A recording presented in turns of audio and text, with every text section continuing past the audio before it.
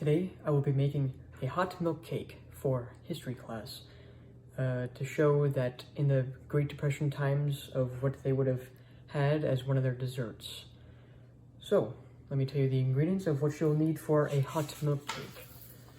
You'll need a half cup of butter, 1 cup of milk, 2 teaspoons of vanilla extract, 4 eggs, 2 cups of granulated sugar, 2 cups of all-purpose flour, 2 teaspoons of baking powder, 1 teaspoon of salt, and powdered sugar for the garnish on top. I found out that I don't have any baking powder, but you can substitute it by using a little bit of baking soda and neutralizing it with vinegar. And you can do the calculations yourself, and just, it's 2 teaspoons, so I'm sure you can figure it out. So, what you're going to do is you're going to start by preheating your oven to 325, and I will see you when it's preheated. Now that your oven is preheated to 325, we're ready for step 2. By the way, you're going to want to set one of your oven racks to the middle rack. Anyway, what you're going to want to do is you're going to take your half cup of butter, which is 1 full stick, and slap that in there over low heat in a saucepan. After you've done that, you want to add in your cup of milk, all nice and neatly in there, and then your vanilla extract, which is going to be 2 teaspoons.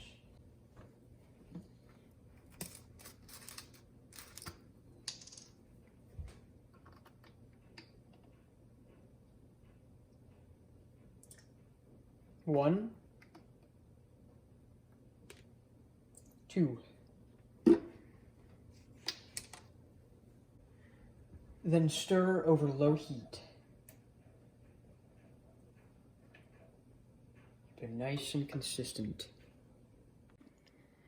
Now you don't want it too hot. You want to just have the little bubbles on the outside, right there, and not at a boil but low. Meanwhile, go to step 3. Then add your 2 cups of sugar into a mixer. Actually, I'm just going to put this down.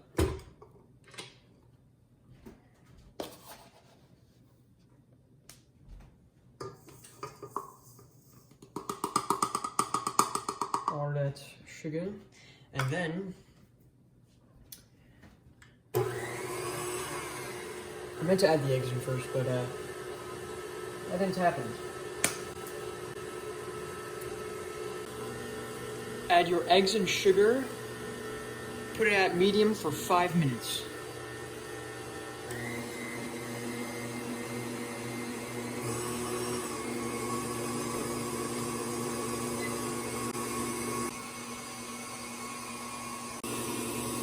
Meanwhile, we can sift our flour and baking powder and salt together in this bowl.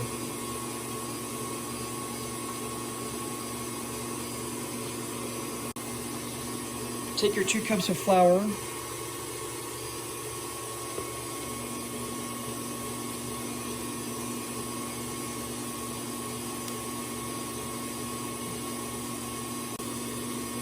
baking powder,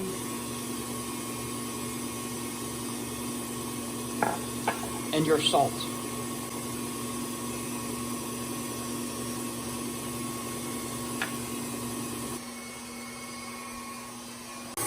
Looking nice and yummy in there.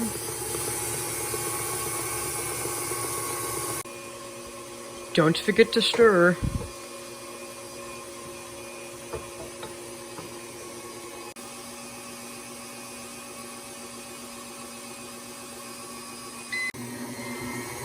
Now that your mixture has tripled in volume, you'll want to add your hot mixture.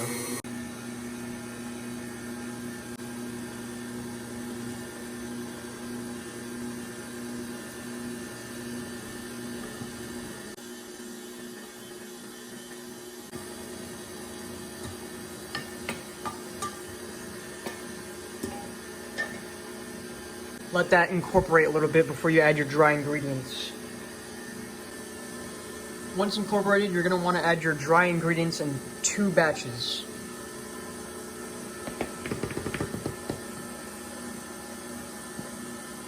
So about half in the first time, and then I'll wait a little bit for that to mix in, and I'll add the second. Now add your second batch.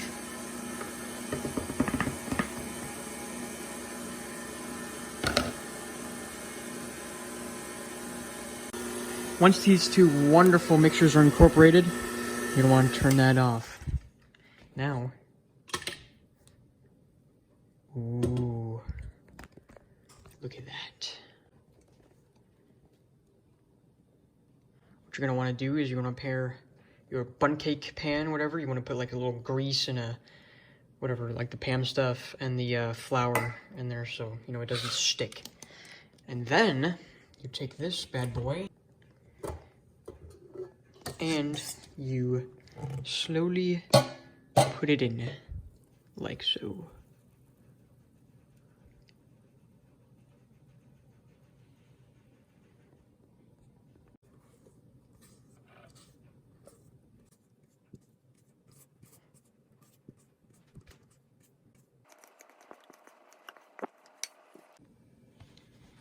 Now you're gonna take your creation and set it in the middle rack and let it bake for like an hour.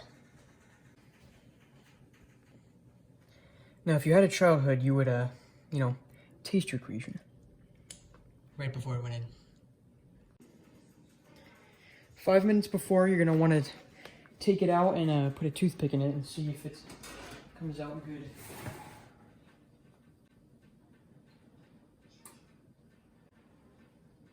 It is clear. Put it back in for the next 5 minutes.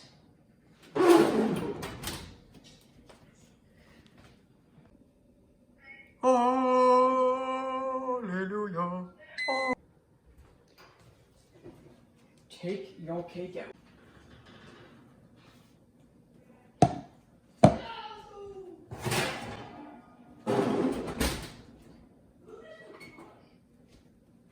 And now, I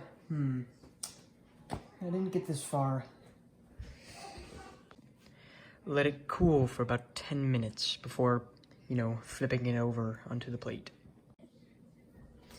See if it'll come out now. Oh, oh. That is flour, so yeah. You know, first time making a like bun cake. But yeah, now we just get to go crazy with the powdered sugar.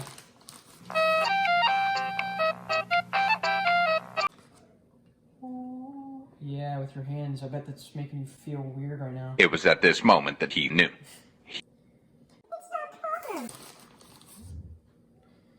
You don't... Voila. Now I'll just cut a nice slice. And we'll review this. Let me get the, ooh, let's get some close shots.